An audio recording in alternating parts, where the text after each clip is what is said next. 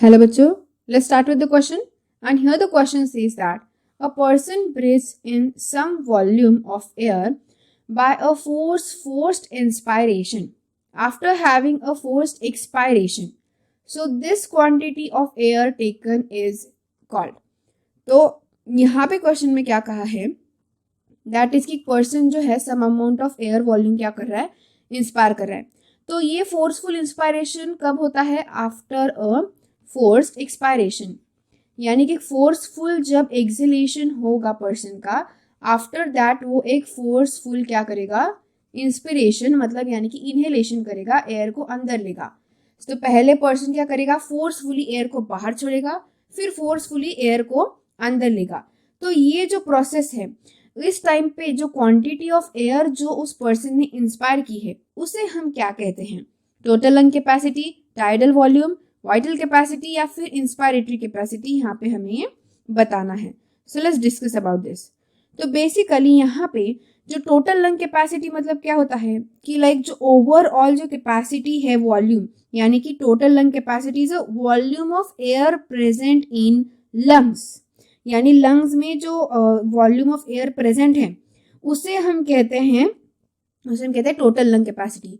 तो A option जो है total lung capacity, that's why I am writing TLC. तो वो क्या है? The volume of air present in lungs, मतलब उस प्रेजेंट कंडीशन में लंग्स में कितना अमाउंट ऑफ एयर जो है वो प्रेजेंट है उसे हम टोटल लंग कैपेसिटी कहेंगे.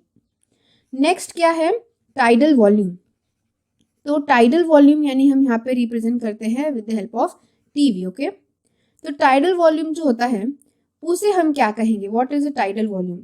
तो टाइडल वॉल्यूम जो होता है कि एयर इंस्पायर्ड और एक्सपायर्ड ड्यूरिंग नॉर्मल ब्रीथिंग, मतलब हम जब नॉर्मल ब्रीथिंग करते हैं, यहाँ पे फोर्सफुल ब्रीथिंग बोला है, हाँ, यानी फोर्सफुल इंस्पायरेशन बोला है, बट जब हम नॉर्मल ब्रीथ करते हैं, कोई फोर्सफुल नहीं, नॉर्मली हम ऐसे ही नॉर्मली जब ब्रीथ कर रहे हैं, तो नॉर्मल ब्रीथिंग के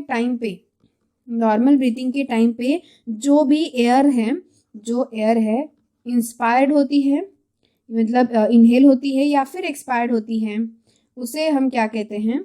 that is called as the total volume, यानी कि नॉर्मल ब्रीथिंग के टाइम की ये बात है. नेक्स्ट ऑप्शन क्या है? नेक्स्ट है सी यानी vital capacity which will I will represent by VC. तो वाइटल कैपेसिटी यानी उस तरीके की कैपेसिटी, या फिर हम कह सकते हैं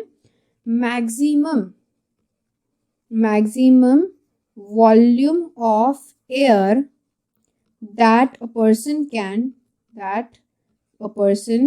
can breathe, मतलब एक पर्सन कितना मैक्सिमम अमाउंट ऑफ एयर जो है वो ब्रीथ कर सकता है उसे हम कहते हैं वाइटल कैपेसिटी, यानी कि फोर्सफुल इंस्पायरेशन. ओके, यानी कि हमारा आंसर ऑप्शन कि मैक्सिमम कितना अमाउंट ऑफ हम वॉल्यूम कंज्यूम करते हैं. नॉर्मली तो हम नॉर्मली हम इनहेलेशन करते हैं, एक्सहेलेशन करते हैं, वो तो हमारी नॉर्मल कैपेसिटी हो गई लंग्स की.